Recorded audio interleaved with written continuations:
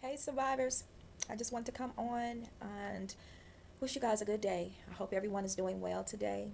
I hope everyone has said positive affirmations, spoke positively to yourself. Um, I know this life can be very difficult. Having PTSD can really be difficult. And for me right now, I'm going through some um, personal things, emotional things that's kind of getting me stuck. And what I have done, I have to stay grounded. And to stay grounded, you just have to center yourself. Some people, like I do, sometimes I have to get back in the bed. I have to start my day over because I am just not with it. I can't be. It's just too much. Um, One thing I can say is being a mom, I think that's what's is some issues with my children. One of my children, grown child. I don't know if kids hurt you more when no, they hurt you more when they're grown. Because when they're kids, you know they're kids. They're gonna do things and stuff. But grown kids get on your heart, and when they get on your heart, there's nothing you can do because they're grown, right? They are grown, and I love all my children. I don't treat either one of them any different. I mean, I done fussed and screamed and yelled and fussed and fussed and fussed and fussed. Said the same thing a million and one times.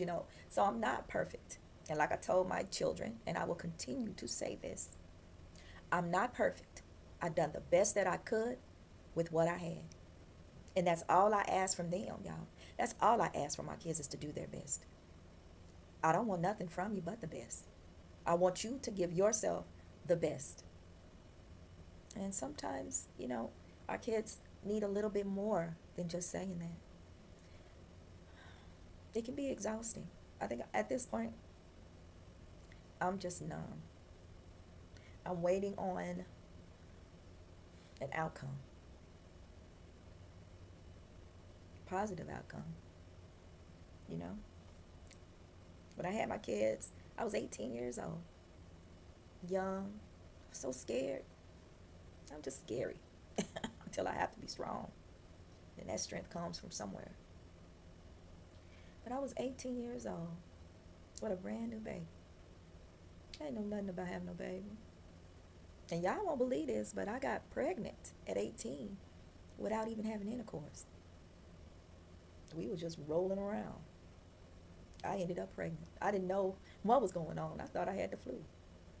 But my sister knew. I was the one that didn't know. I'm like, what is going on with me? She took my butt to the. I sat there on that table and I'm thinking, how?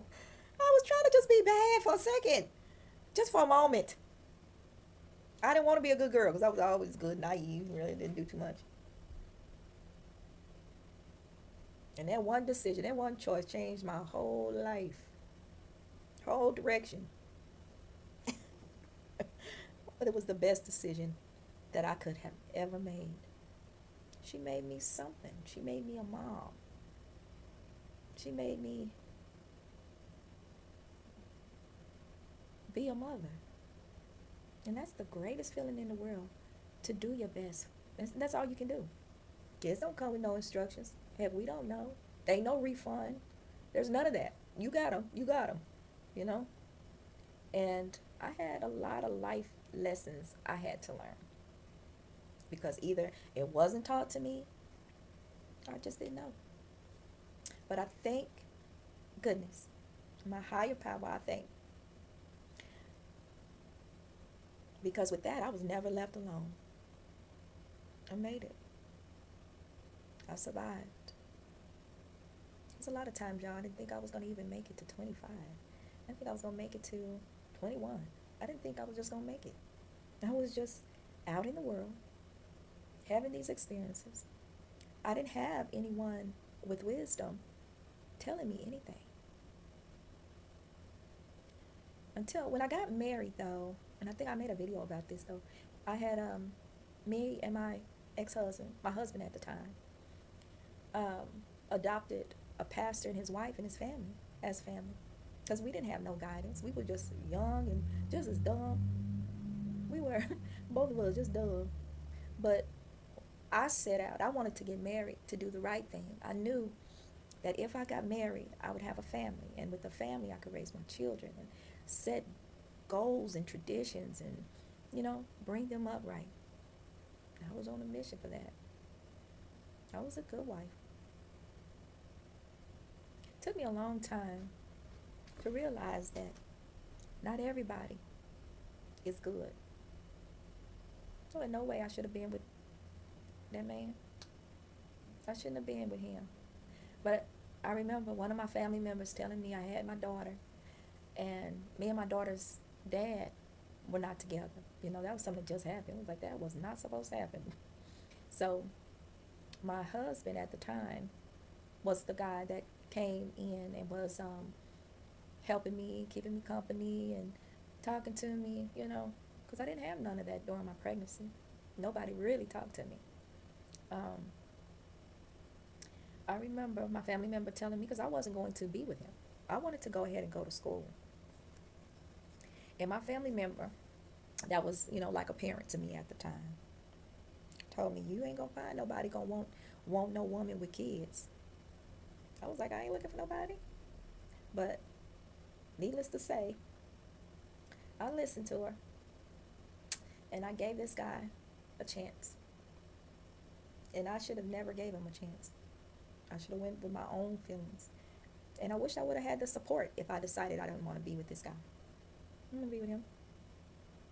But my life didn't turn out like that. It just didn't. I don't blame anyone. There's no one at fault. You can't change the course that your life is meant to go in. You can't. Only thing you can do is improve it. You can make good choices. You can do better. You can, put positive people on your path with you or in your life. But I say that because I chose this man. Okay? I shouldn't say he didn't choose. Well, maybe he did, because I was really naive. And later on in life, he told me that that was the reason why he pursued me, because I was so green. Okay? And I was. I knew nothing about the street. I knew nothing about life. I was sheltered. I was the youngest of 8. And I was really sheltered. The only thing I knew was these siblings. All I knew was my family. All I knew was my brothers and my sister. That is all that I knew. Really. So, I set out on this voyage, being with this man, and there was so many red flags. I remember being asleep, and this man would just yank me out of the bed.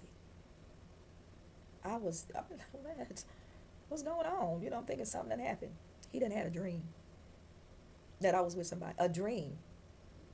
I was like, okay, let that pass. I remember one time I was big and pregnant with my daughter Deja, and I was in the apartments, and I went upstairs just to talk to a neighbor, and I'm sitting there talking to her. I'm watching the baby while she was she was getting ready to go to the store. She asked me if I would watch the baby because the baby was sick, and I was like, yes. I went up there to keep the baby, and when she came back, I sat there and just was talking to her and everything, and next thing I know, I hear rumbling, and right downstairs, because I live right below her, and this man was tearing up all my stuff in my house. I couldn't believe it, in my apartment, and throwing it outside.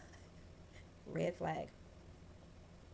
Young ladies, you have to know when it is a red flag. Please don't take over possessive as love and attention. It's not. That's a red flag. I just did not know it. So I'm explaining, what are you doing? It's okay. I'm just up there talking to him. He just loves me. He just going out. He just want me to be up under him, No. He was a narcissist. He's still a narcissist. He's still the same way. Glad I ain't with him, though. Yeah. Ladies, I just wanted to share that with you guys. Watch for the red flags, because they're there.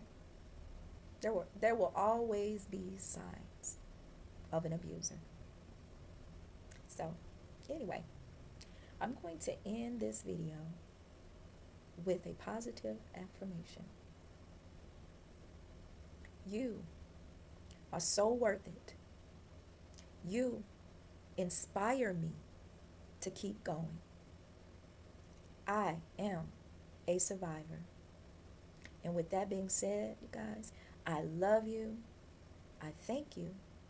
And remember to change your negative thoughts to positive thoughts and make good choices. Talk to you soon. Love you. Bye bye.